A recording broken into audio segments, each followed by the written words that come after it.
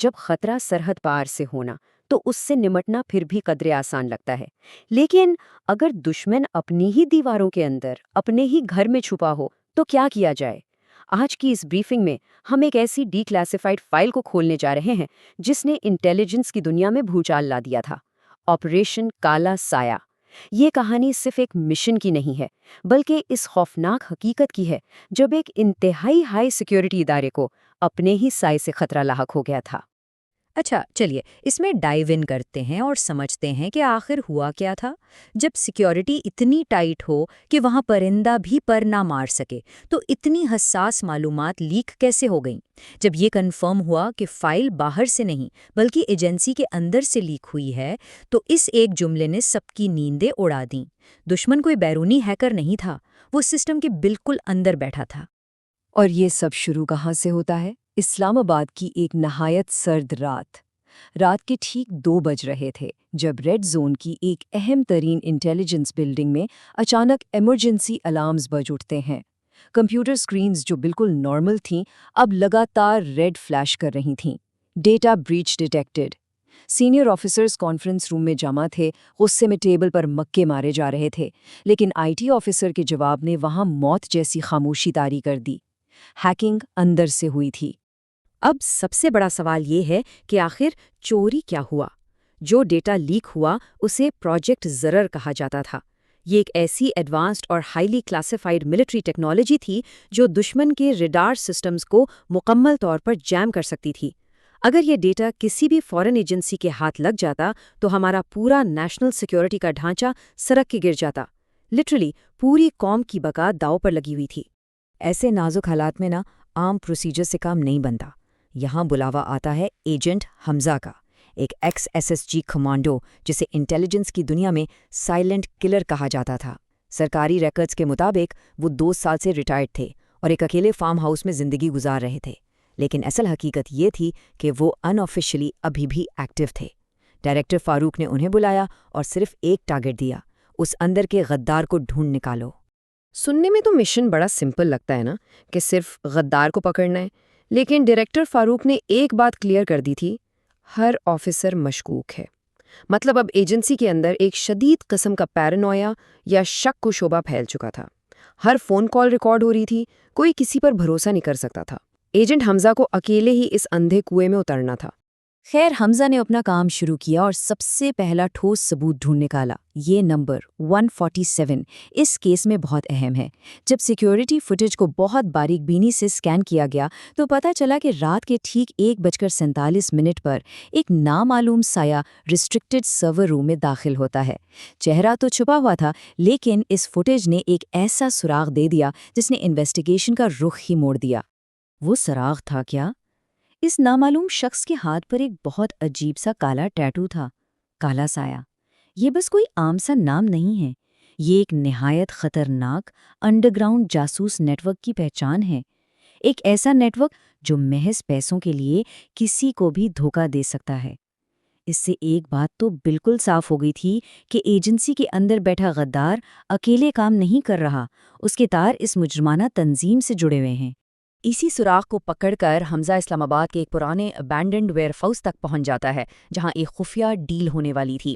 رات کا اندھیرا، تیز بارش اور حمزہ ایک بلیک ہوڈی میں چھپ کر ان مجرموں کو ریکارڈ کر رہا تھا، لیکن جیسا کہ اکثر ہوتا ہے ایک چھوٹی سی غلطی، فرش کا ایک تختہ چرمراتا ہے اور سب الرٹ ہو جاتے ہیں۔ شدید کراس فائرنگ شروع ہو جاتی ہے، لیکن حمزہ اپنی کمال کی ٹریننگ سے نہ صرف وہاں سے نکلتا ہے بلکہ ایک آدمی کو زندہ پکڑ لینے میں بھی کامیاب ہو جاتا ہے۔ اب اس قیدی کو لایا گیا ایک سیکرٹ بنکر میں۔ جب حمزہ نے اس سے پوچھا کہ کالا سایہ کا ماسٹر مائنڈ کون ہے تو قیدی نے مسکراتے ہوئے جو نام لیا وہ کسی کے بھی ہوش اڑانے کے لیے کافی تھا۔ اس نے نام لیا ڈائریکٹر فاروق کا، اور ساتھ ہی ایک ایسی بات کہی جو رونگٹے کھڑے کر دے، اصلی دشمن کبھی باہر نہیں ہوتا۔ یہ وہ پوائنٹ تھا جہاں پوری کہانی ہی پلٹ گئی۔ جو شخص مشن کو لیڈ کر رہا تھا وہی اصل میں اس ساری سازش کا ماسٹر مائنڈ تھا۔ لیکن اس سے پہلے کہ حمزہ اس قیدی سے مزید کوئی ڈیٹیل نکلوا پاتا، اچانک کمرے کا شیشہ ٹوٹتا ہے اور ایک سنائپر کی گولی سیدھا اس قیدی کے سر میں آ کر لگتی ہے۔ ایک نامعلوم سنائپر نے ایک ہی سیکنڈ میں اس اہم ترین گواہ کو ہمیشہ کے لیے خاموش کر دیا۔ اس بات نے یہ ثابت کر دیا کہ اس کور اپ کے پیچھے کوئی بہت ہی طاقتور شخص موجود ہے جو اپنا راز چھپانے کے لیے کسی بھی حد تک جا سکتا ہے۔ جب حمزہ نے چھپ کر فاروق کی انویسٹیگیشن کی تو اس کے فورن اکاؤنٹس اور کانٹیکٹ سامنے آ گئے، اور پھر جب آخرکار حمزہ نے ڈائریکٹر فاروق کو اس کے آفس میں گن پوائنٹ پر لیا تو وہاں ایک شدید نظریاتی ٹکراؤ سامنے آیا۔ ایک طرف ایجنٹ حمزہ ہے جس کا مقصد صرف اپنے ملک سے وفاداری ہے، اور دوسری طرف ڈائریکٹر فاروق جس کا ماننا تھا کہ بارڈرز یا ملک کچھ نہیں ہوتے، سب کچھ صرف طاقت اور ایک مخصوص آئیڈیالوجی ہے۔ لیکن پتہ ہے یہاں سب سے بڑا ٹویسٹ کیا آتا ہے؟ فاروق اس سب کے لیے پہلے سے تیار تھا۔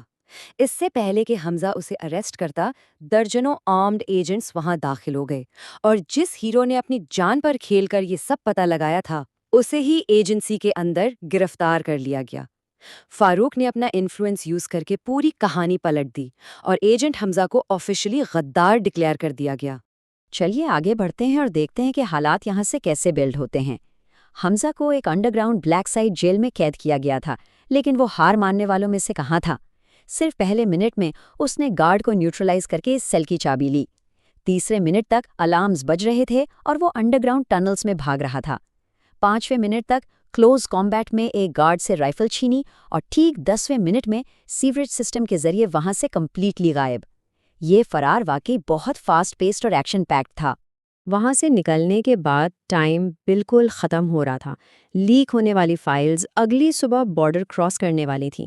آخری منزل تھی ناردرن ماؤنٹنز کی ایک پرائیویٹ ایئر اسٹرپ۔ یہ ایک بے حد سرد، برف باری والی ڈارک رات تھی جہاں دشمن گارڈز ہر طرف پھیلے ہوئے تھے، اور ایک پرائیویٹ جیٹ پوری طرح تیار تھا ان انسینسٹیو فائلز کو ملک سے باہر لے جانے کے لیے۔ حمزہ خاموشی سے گارڈز کو ختم کرتا ہوا ہینگر کے اندر پہنچ گیا۔ وہاں فاروق پہلے سے موجود تھا، اپنی جیت کے غرور میں مسکراتا ہوا۔ لیکن حمزہ نے جب اپنی گن ری لوڈ کی تو اس کا جواب بڑا سیدھا تھا، نہیں سر، آج پاکستان جیتے گا۔ فاروق کا تانا تھا کہ کوئی تمہیں ہیرو نہیں مانے گا، لیکن سچ تو یہ ہے کہ حمزہ کو اپنے نام یا شہرت کی پرواہ ہی نہیں تھی۔ اس کا واحد مقصد اپنی مٹی کو بچانا تھا۔ اور اس کے بعد شروع ہوا وہ آخری شو ڈاؤن، برف باری کے درمیان ہونے والی وہ intense hand to hand combat اور فائرنگ بالکل جسم میں سنسنی دوڑا دینے والی تھی۔ آخرکار جب فاروق نے بھاگنے کی کوشش کی تو حمزہ نے فائر کیا۔ اس کے بعد ایک زوردار دھماکے کے ساتھ وہ پرائیویٹ جیٹ تباہ ہو گیا، اور وہ تمام چرائی گئی فائلیں جو ہماری نیشنل سیکیورٹی کو مٹا سکتی تھیں ہمیشہ کے لیے راکھ ہو گئیں۔ اگلی صبح میڈیا پر کیا چل رہا تھا؟ بس ایک سمپل سی نیوز ہیڈ لائن: قومی سلامتی کا خطرہ ٹل گیا۔ عام عوام کو تو کانوں کان خبر نہیں تھی کہ پچھلے 24 گھنٹوں میں سسٹم کے اندر کیسی آگ لگی تھی اور اس آگ کو بجھانے کے لیے کیا قربانی دی گئی۔ یہ صرف ایک عام دن کی طرح شروع ہوا، اور وہ انسان جس نے یہ سب کچھ اپنے سر لیا، وہ واپس انہی سایوں میں گم ہو گیا۔ ایجنٹ حمزہ کا نام کبھی کسی آفیشل فائل میں کلیئر نہیں ہوا۔ وہ چپ چاپ پہاڑوں میں غائب ہو گیا، کیونکہ جو اصلی ہیروز ہوتے نا، وہ کبھی روشنی میں آ کر کریڈٹ نہیں مانگتے۔ ان کا گمنام رہنا ہی ان کی سب سے بڑی جیت ہوتی ہے۔ تو اس بریفنگ کو ہم ایک بہت ہی گہرے سوال پر ختم کرتے ہیں۔ ایک ایسا انسان جسے آفیشل پیپرز پر غدار لکھا گیا ہو، لیکن اس نے خاموشی سے پورے ملک کو تباہی سے بچا لیا ہو، کیا وہ واقعی غدار تھا یا ایک اصلی ہیرو؟ یہ ایک ایسا سوال ہے جس پر غور کرنا بنتا ہے، کیونکہ آپریشن کالا سایہ جیسے واقعات ہسٹری کے وہ چیپٹرز ہیں جو کبھی کلوز نہیں ہوتے۔ اس ایکسپلینر میں جڑنے کے لیے بہت شکریہ۔